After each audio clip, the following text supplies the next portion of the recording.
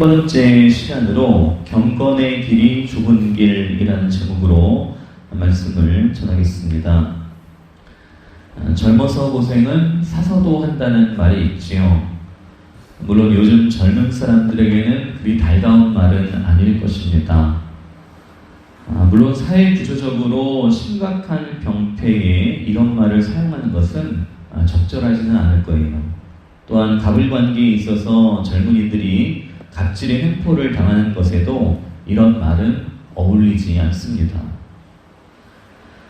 너무 편하게 안일하게 살아온 사람들은 고생을 회피하고 쉬운 일만 찾아다니다든지 조금만 어려워도 쉽게 포기하는 경향이 있기 때문에 젊어서 고생은 사서도 한다, 이런 말이 필요할 거예요.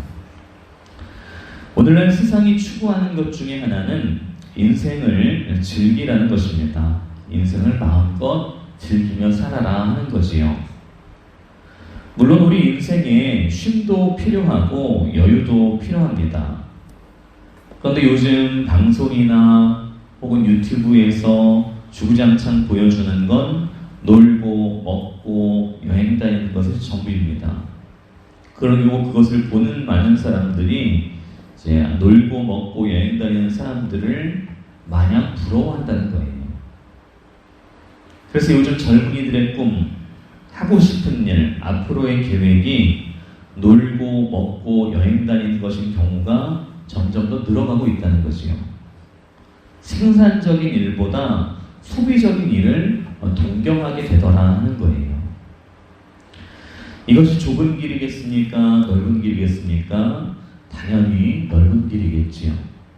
대부분의 사람들이 찾는 길이고 대부분의 사람들이 좋아하는 것이기 때문입니다. 하지만 성경은 무엇을 말씀합니까? 에베소서 5장 16절에서 18절에 보면 세월을 아끼라 때가 악하니라 그러므로 어리석은 자가 되지 말고 오직 주의 뜻이 무엇인가 이해하라. 술 취하지 말라. 이는 방탕한 것이니 오직 성령으로 충만함을 받으라.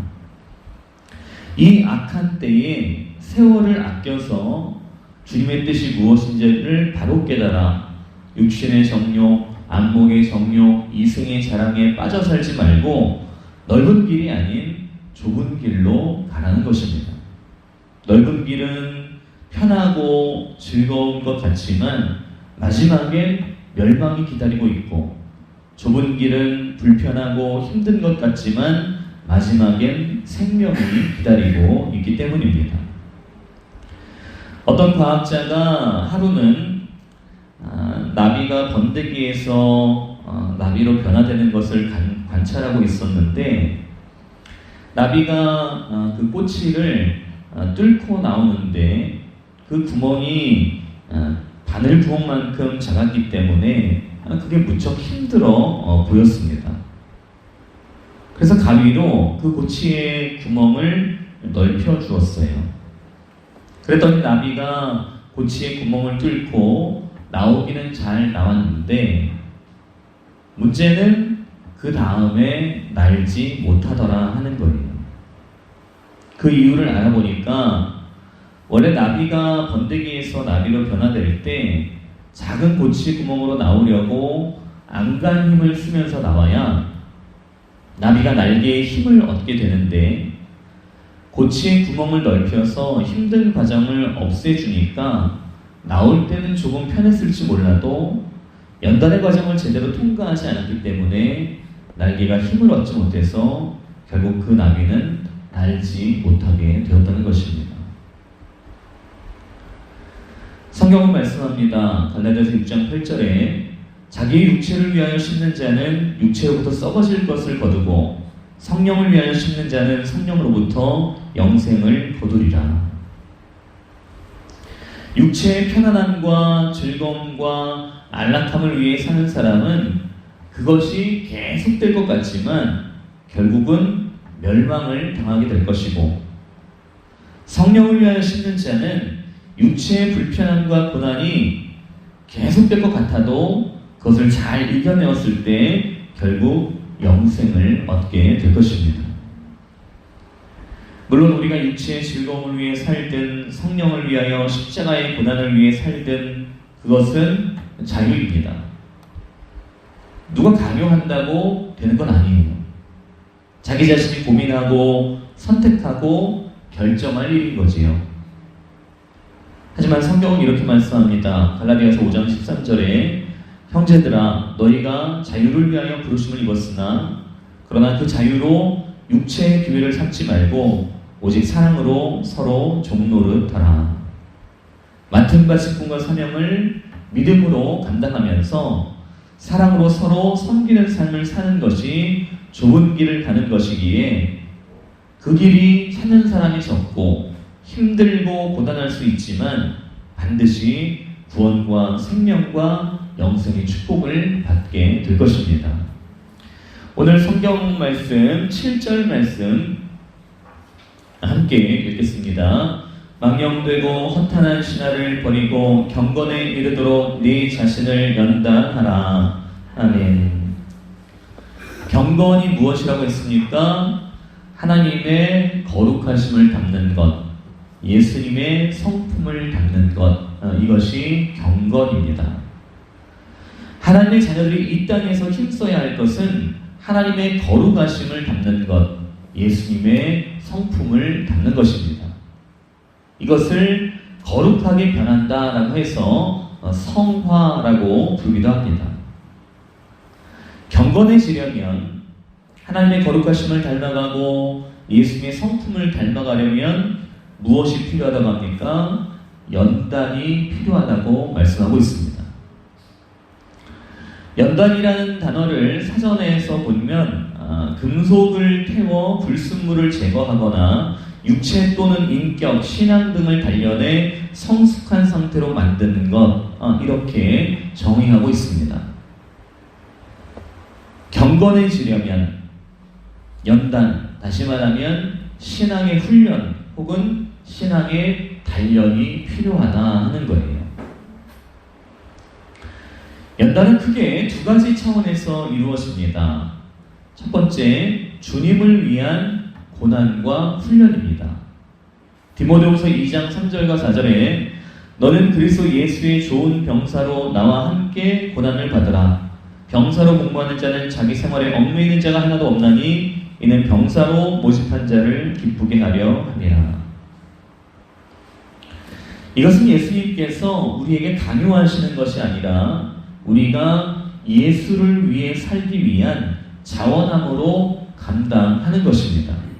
예수님께서 나의 죄를 대신하여 고난받으시고 죽으신 것처럼 이제는 내가 예수님을 위해 살기로 작정한 사람이 마치 예수 그리스도의 군사가 되어서 더 나은 군사가 되기 위해서 고난과 훈련을 감내하는 것입니다.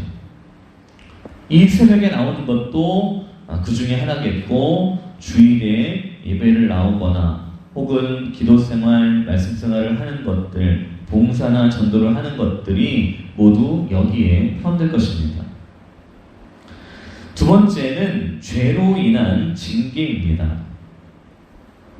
히브리서 12장 6절에서 8절에 보면 주께서 그 사랑하시는 자를 징계하시고 그가 받아들이시는 아들마다 채찍질하심이라 하였으니 너희가 참음은 징계를 받기 위함이라. 하나님이 아들과 같이 너희를 대우하시나니 어찌 아버지가 징계하지 않은 아들이 있으리요. 징계는 다 받는 것이거늘 너희에게 없으면 사생자요 친아들이 아니니라. 하나님께서 우리의 죄에 대해 징계하실 때가 있습니다. 하나님이 우리를 미워하셔서 징계하시는 것이 아니라 하나님이 우리를 아들로서, 자녀로서 사랑하고 계시다는 증거가 되는 것입니다. 만약 우리 자녀들이 잘못된 일을 하는데 부모로서 혼을 내지 않는다면 부모가 자녀에게 전혀 관심이 없거나 사랑이 없기 때문일 거예요. 우리 하나님도 마찬가지입니다. 따라서 징계를 받을 때 우리는 빨리 죄에서 돌이켜서 하나님의 말씀에 순종해야 됩니다. 신명기 8장 5절과 6절에 너는 사람이 그 아들을 징계함 같이 네 하나님 여호와께서 너를 징계하시는 줄 마음에 생각하고 네 하나님 여호와의 명령을 지켜 그의 길을 따라가며 그를 경외할지니라. 징계를 통해서 죄를 회개하고 하나님 말씀에 다시 순종하라는 것입니다. 그것이 하나님께서 우리를 징계하시는 이유입니다. 요나 선지자도 하나님 말씀을 피해서 도망쳤다가 하나님이 징계하실 때 그가 회개하고 다시 돌아와 하나님 말씀을 전한 것과 같습니다. 하나님의 자녀는 이러한 두 가지 차원의 연단의 과정을 통해서 경건한 모습으로 바뀌어 간다 하는 거예요. 예수님을 나의 구원자로 영접했다고 그것으로 다 끝난 게 아니라 마귀의 종에서 하나님의 자녀가 된 성도는 다시 마귀의 종으로 살려고 하지 않겠지요.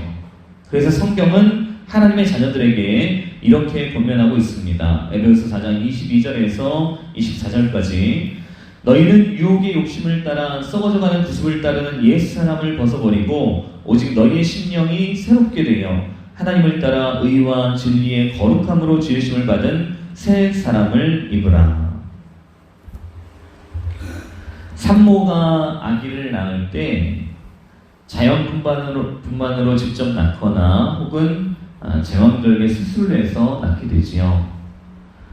자연분만이 더 유익한 이유는 출혈이 적고 회복이 빨라서 산모 건강에 이롭고 또한 아기 건강에도 도움이 되기 때문이라고 합니다.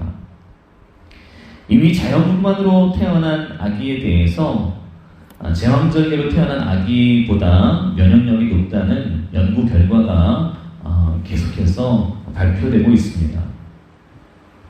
자연분만이 아기의 면역력을 높이는 이유는 여러 가지가 있는데 그 중에 아기가 자연분만으로 태어날 때 락토바실라이 같은 유익균이라는 것은 몸에 유익한 세균을 의미합니다. 세균은 몸에 유익한 유익균하고 몸에 해로운 유해균이 있어요. 그래서 우리가 보통 유산균 같은 거 먹을 때도 이제 유익균을 많이 먹어서 유해균과 싸워서 이기도록 하는 겁니다. 그런데 이 락토바실라이 같은 유익균을 이 아이가 태어나면서 입으로 삼키거나 피부로 흡수해서 이 유익균이 아이의 위장관으로 들어와 나쁜 균과 싸우는 면역 체계를 형성하게 된다고 합니다. 또한 산모가 느끼는 진통도 연관이 있는데 산모가 진통을 하면 코르티솔이라는 스트레스 호르몬이 분비되는데 이것은 몸의 면역 체계를 활성시키는 인터루킨, 인터페론 등의 물질을 분비시키는데 이것이 아기 몸에도 전달돼서 아이의 폐가 성숙하는 데 도움을 줘서 호흡 기능을 높여주고 면역력을 높여준다고 합니다. 하나님께서 이와 같이 우리에게 연단이 얼마나 중요한지 아기가 태어나는 과정을 통해서 이미 우리에게 가르쳐주고 계신 것입니다. 오늘 성경 8절 말씀 함께 읽겠습니다. 육체의 연단은 약간의 유익이 있으나 경건은 범사에 유익하니 금생과 내생의 약속이 있느니라. 아멘. 신앙의 연단, 경건에 이르기에 힘쓰는 일은 비록 힘들고 고단한 좁은 길을 가는 것이지만 구원과 생명과 영생의 축복이 있을 뿐만 아니라 이 땅에서도 하나님의 축복의 약속이 준비되어 있는 것입니다. 그래서 베드로전서 4장에도 이렇게 말씀합니다. 사랑하는 자들아, 너희를 연단하려고 오는 불시험을 이상한 일을 당하는 것 같이 이상히 여기지 말고 오히려 너희가 그리스도의 고난에 참여하는 것으로 즐거워하라. 이는 그의 영광을 나타내실 때에 너희도 즐거워하고 기뻐하게 하려 함이라. 오늘날 세상이 먹고 살기 참으로 좋아지고 살기가 참으로 좋아져서 우리를 유혹하는 일들이 점점 더 늘어가고 있습니다. 특히 성경은 우리에게 하나님은 거룩하시니 우리도 거룩하라고 말씀하시는데 예수님께 나와서 예수님을 알고 예수님을 배우고 예수님을 닮으라고 말씀하시는데 세상이 너무 좋아서 세상 쾌락이 너무 좋아서 많은 사람들이 찾는 넓은 길, 편안하고 안락하고 세상의 즐거움을 누리는 길로 가기를 원하고 있습니다. 하지만 성경은 이렇게 말합니다. 로마서 5장 3절과 4절에 다만 이뿐 아니라 우리가 환난 중에도 즐거워하나니 이는 환난은 인내를, 인내는 연단을, 연단은 소망을 이루는 줄 알미로다. 우리가 즐거워해야 할 것은 이 세상 쾌락이 아닙니다. 육신의 만족과 유익이 아닙니다. 경건의 좁은 길을 가는 것입니다. 우리는 마귀의 자녀가 아니라 하나님의 자녀이기 때문입니다. 육에 속한 사람이 아니라 영에 속한 사람이기 때문입니다. 하나님을 예배하고 하나님과 교제하는 영적인 존재, 하나님의 형상으로 만들어졌기 때문입니다. 우리는 어떤 사람들을 부러워합니까? 돈이 많은 사람입니까? 크고 넓고 좋은 집에 사는 사람입니까? 세계 여러 나라에 여행을 다니며 돈 쓰는 사람들입니까? 취미생활, 여가생활을 마음껏 하는 사람들입니까?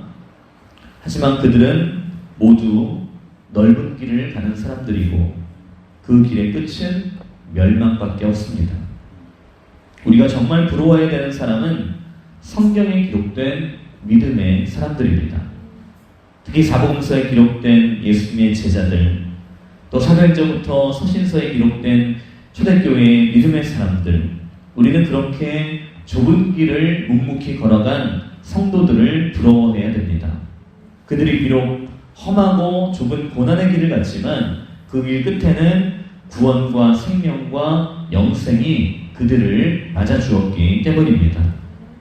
베드로서 3장 14절에도 말씀합니다. 그러므로 사랑하는 자들아, 너희가 이것을 바라보나니 주 앞에서 점도 없고 흠도 없이 평강 가운데서 나타나기를 힘쓰라. 우리 모두가 경건에 힘쓰기를 원합니다. 경건의 길이 곧 좁은 길이고 구원과 생명과 영생의 기름을 믿으시기 바랍니다.